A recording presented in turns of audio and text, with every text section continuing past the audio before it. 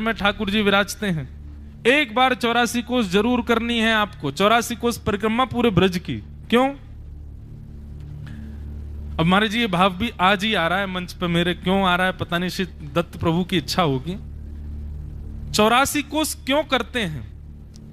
नंद बाबा और यशोदा मैया के कोई लाला ना है, दोनों मैया बाबा ने जितने भी तीर्थ हैं सबन में जाए जाए करके खूब प्रार्थना करी, हे बद्रीनाथ बाबा ऐसी कृपा कर दो हमारे घर लाला है जाए। केदारनाथ में जाकर के प्रार्थना करी, हमारे घर लाला है जाए।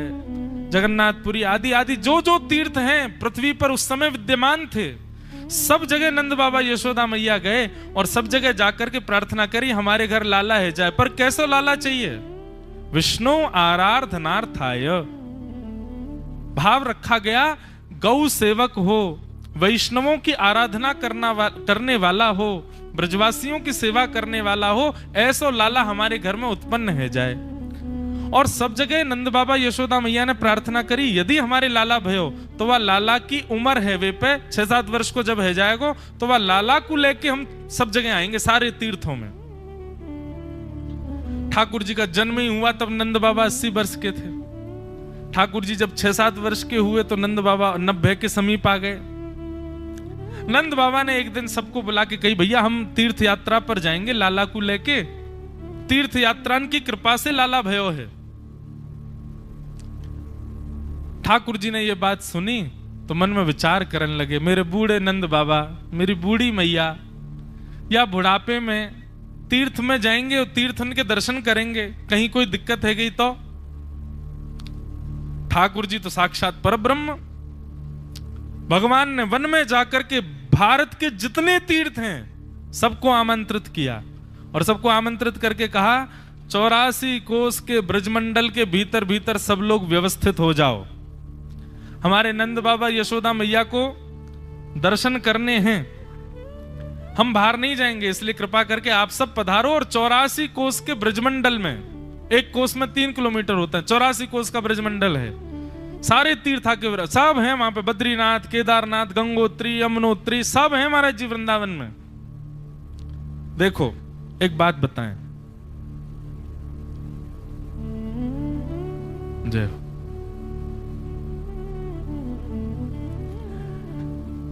श्री राधा रानी के पग पग पे प्रयाग, जहां केशव की केली कुंज कोटि कोटि काशी है। यमुना में जगन्नाथ, रेणुका में रामेश्वर, तरु तरु पे पड़े रहत अयोध्या निवासी हैं। गोपिन के द्वार द्वार हरिद्वार बसत, जहां बद्री केदारनाथ फिरत दास दासी हैं। स्वर्ग अपवर्ग वृथा लेकर करेंगे हम क्या, जान लो हमें हम वृंदावन वासी हैं, जान लो हमें हम वृंदावन वासी हैं। वृंदावन जाने पर क्या मिलता है?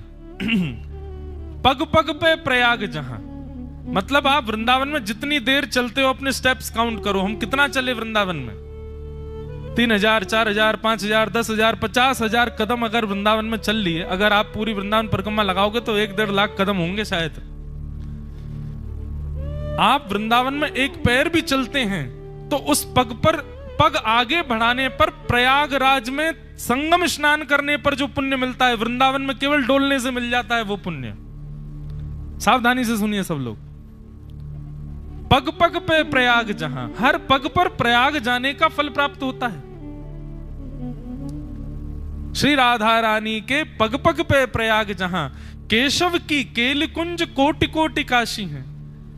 कभी कोई कुंज दिखाई दे, कुंज किसको कहते हैं? ऐसे वृक्षों के नीचे ऐसे छतरी जैसी बनी हो जहां ठाकुर जी सुंदर लीला करते हैं, ऐसी कुंजों के भीतर यदि बैठ करके नेक वहां छांव ले लो तो उसका क्या फल मिलता है? बोले काशी जाने का फल मिलता है। कुंजों के नीचे बैठने से, वृंदावन की वृक्षवल्लरियों में छाया लेने से काशी जाने का फल प्राप्त हो जाता है।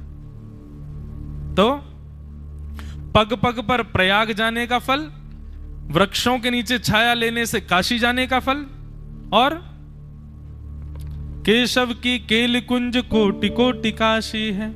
यमुना में जगन्नाथ, श्री यमुना जी का दर्शन करो, महाप्रभु जगन्नाथ जी के दर्शन का फल मिलेगा।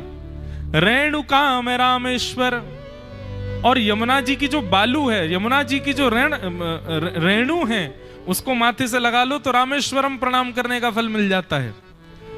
यमुना में जगन्नाथ, रेणुका में रामेश्वर, और तरु तरु पे पड़े रहते अयोध्या निवासी हैं।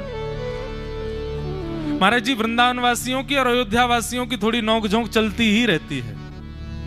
हमारे परम पूजनीय प्रातः स्मरणीय, उनको आना था पर वो किसी कारण उनकी फ्लाइट मिस हो गई, वो आ नहीं पाए। पूज्य जगत गुरु रामानुजाचार्य श्री राघवाचार्य जी महाराज अयोध्या के हैं, बड़े बहुत महाराज जी, कभी मैं निवेदन करूंगा महाराज जी से भी, उनको बहुत सुख मिलेगा यहाँ पर। एक बार उनकी आप वाल्मीकि रामायण की कथा भी श्री दत्त धाम में कराइए, बहुत सुंदर कथा करते हैं। और हमारे यहाँ दो बार उनकी वाल्मीकि रामायण हो चुकी, तो उनसे मेरी बड़ी नोकझोंक चलती है। वो अयोध्या को श्रेष्ठ बताते रहते हैं, मैं वृंदावन को। वो अपने राम जी को श्रेष्ठ बताते हैं, मैंने कि हाँ माटी के मत होना है तुम्हारे, हमारा तो चंचल ठाकुर है।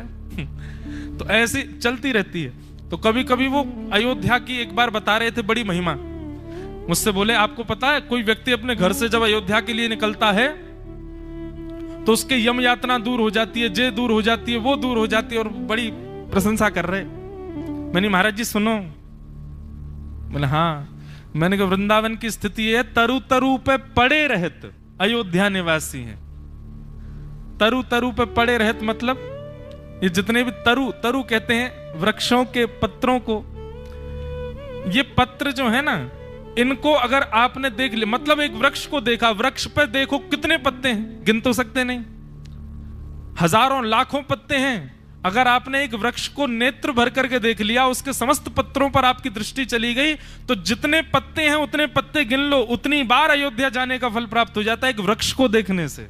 वृंदावन में तरु तरु पे पड़े रहते अयोध्या निवासी।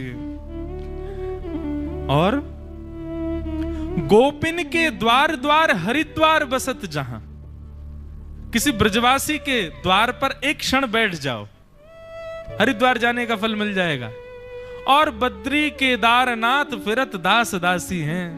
बद्री केदारनाथ जो कि सबसे दुर्गम है, उस बद्री केदारनाथ में जाने का फल तो वृंदावन में कुछ नहीं, बस घूमते रहो, वहां की वायु आपका स्पर्श कर ले, उसी से बद्री केदारनाथ का फल मिले। बद्री केदारनाथ फिरत दास दासी हैं। स्वर्ग अपवर्ग लेकर वृथा करेंगे हम क्या। हम ब्रजवासियों को स्वर्ग अपवर्ग वैकुंठ कछु की इच्छा नहीं है। जान लो हमें, हम वृंदावन वासी हैं, हम वृंदावन के निवासी। तो वृंदावन में तो भैया सबरे तीर्थ विद्यमान है।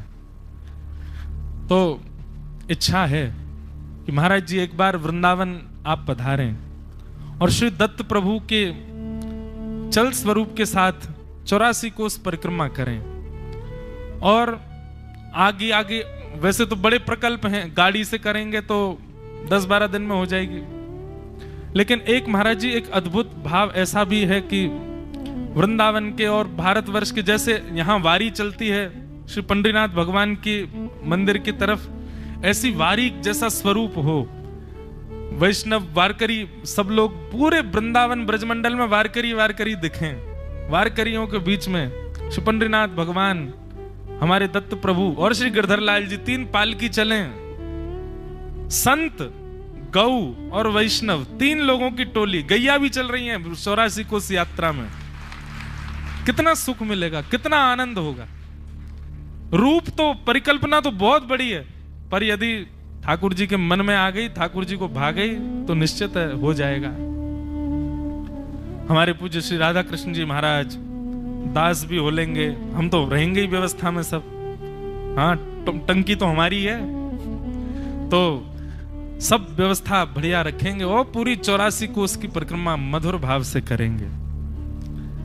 तो ये तो एक योजना है, पर इस योजना से पहले एक बार वहां कुछ दिन निवास के लिए, ऐसी 6-7 दिन यमुना तट पर बैठ के कुछ दिन सत्संग हो, उसके लिए पूर्व में एक बार सूक्ष्म रूप में, छोटे रूप में श्री दत्त धाम के सब वैष्णव पधारे महाराज जी के साथ। हम ब्रजवासी वृंदावन के लिए आपको आमंत्रण दे रहे हैं कि आप वृंदावन पधारो। और श्री दत्त प्रभु हम अपने लाला को लेके आए, बाब आप अपने अवधूत लाला को लेके आओ। ये वो लाला ही है भैया, एक ही स्वरूप है, अंतर थोड़े ही है। अत्रि नंदन है, नंदन यानी लाला, अत्रि के लाला हैं, अनसुईया नंदन है श्री दत्त प्रभु को। महाराज जी एक भाव में लिख रहा था पर लिख ही नहीं पाया, 2-3 शब्द आए फिर आए ही नहीं। पर मैं आज रात्रि कुछ निश्चित बना करके कल सुबह 5, 5:30 प्रस्थान करने का भाव है, त्र्यंबकेश्वर प्रणाम करके सीधे बंबई। तो उस समय जल्दी जल्दी आपको गा के सुना जाऊंगा, कोई भाव श्री दत्त प्रभु के लिए लिखा है। फिर आप सब लोगों को सुनाने के लिए पुनः जब आएंगे तब वो सुनाएंगे, पर वो एक भाव मन में पहले से ही था कि कुछ देके जाना है भेंट श्री दत्त प्रभु को एक पद के रूप में, तो वो कल सुबह महाराज जी को अर्पित कर देंगे। तो आप सबका बहुत बहुत आमंत्रण है, वृंदावन पधारो और वृंदावन रस के आनंद में खूब आनंदित होंगे हम लोग, परम आनंद होगा। आज कथा का विश्राम दिवस है, कथा क्रम भी बहुत है।